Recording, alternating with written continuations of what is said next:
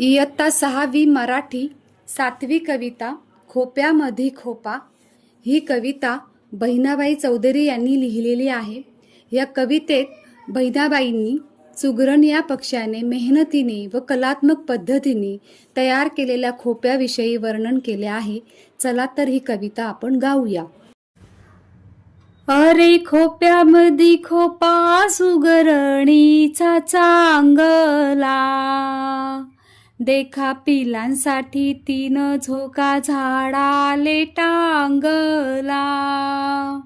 पिल निजले खोप्यात जसा झुलता बंगला, तिचा पिलांमधी जीव जीव झाडाले टांगला।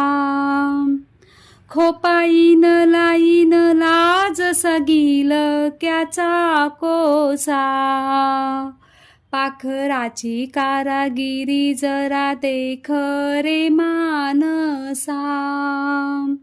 तिची उलिशीच चोच तेच दात तेच ओठ, तुले देले रे देवान 2 हात 10 बोट।